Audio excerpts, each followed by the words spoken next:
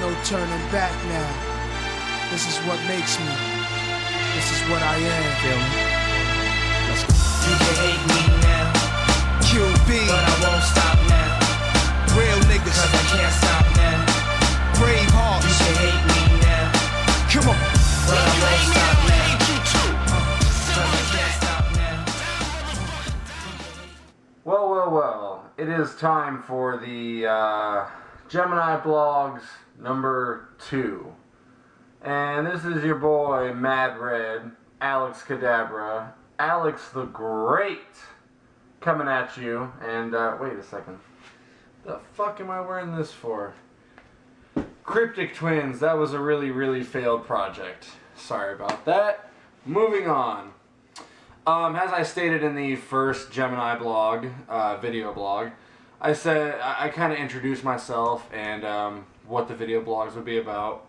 That they would be me basically speaking my mind, whatever's on my mind at that time, my opinions on stuff, and telling some stories of situations I've been in the past and things I've witnessed.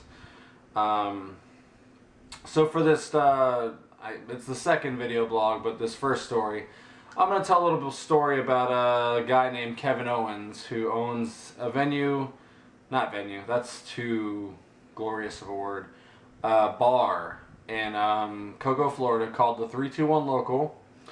There's no way you can miss it. It's a giant orange building. Fucking ugly, right? Well, I'm going to tell a story about Kevin Owens, the owner of the place, who, he's a guy who is just probably, I claim to be the biggest asshole out there, but that guy might legitimately be that guy.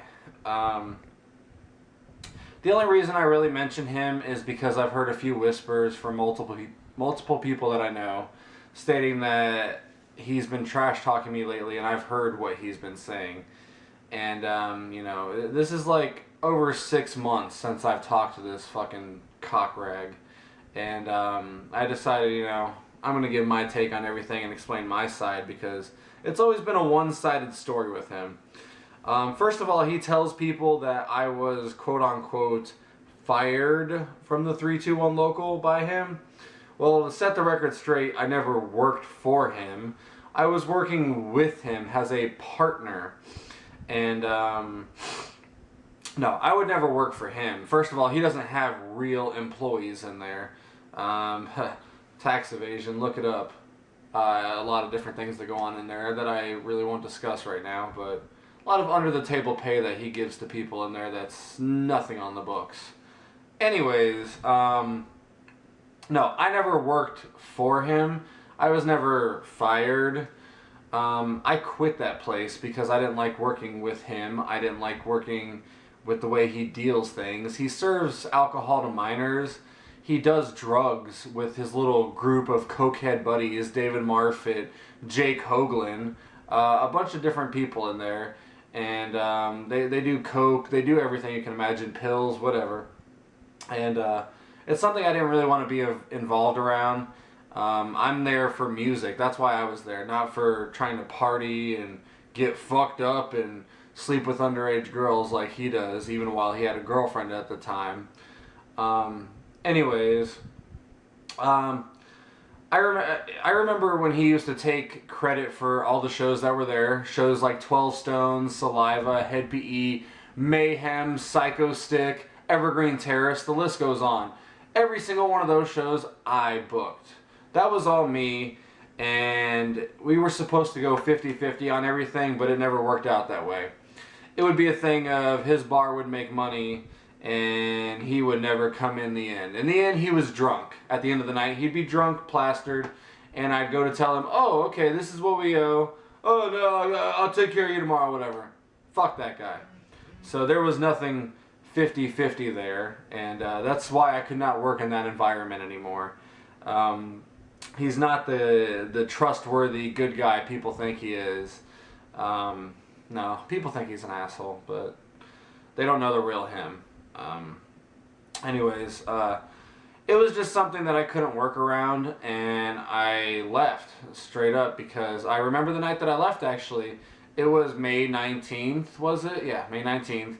We brought a show in there, Sid Wilson, and it came down to he didn't want to pay for his part, so he left me with the entire bill. And he said he was not going to charge people because he wanted his bar to do really good so he could make money. So he let a lot of people in for free, like somewhere around the range of 30 to 35 people in. He snuck in through his little side door and tried to fuck me over. And that's really what happened that night. There's really nothing else to say. The guy is just not a good guy. The guy likes to rip people off. The guy likes to supply alcohol to minors. And he's not a good person. And, you know, that venue had potential. I thought it did. And I guess I was wrong, you know. If you don't know how to run a place, you're just going to go nowhere with it. And, you know, it's a little story I wanted to tell because a lot of people think that he fired me and I ripped off bands and did this and did that, where the reality of it was it's not as one-sided as you think. There was a lot more that went on in there, and I couldn't be around it because I'm better than that. I'm straight edge, which does make me a bit better than you. I don't sit around doing drugs and drinking and being all, oh yeah, let's blow our whole paycheck on alcohol. That's Brevard trash for you, and that's something I did not want to be a part of. And, you know, I tried to change the Brevard music scene and make it really good, but you just can't do it. And I realize it's because of people like that. And there's so many people like that in the 321 community. And it's why there'll never be a music scene in Brevard County, you know? So, honestly, I got out of the whole booking and promotions thing a while ago, a few months back, and I don't ever plan on getting back into it. It's too much stress, and it's because you meet douchebags like that who try to take advantage of people and take all the credit but blame everything else and use somebody like me as a scapegoat. So, you know. Anyways, that's the first thing that was really on my mind, and I had to vent and get out there, was about how Kevin Owens, the bald, stupid fuck that he is, doesn't know how to run the venue. So, that's that. I probably will have a lot more to say about him, but I'm going to go ahead and cut this blog short because I got some other better things to do. For my next video blog, I'll expose a few stories about, you know what, I'm not even going to tell. Tune in.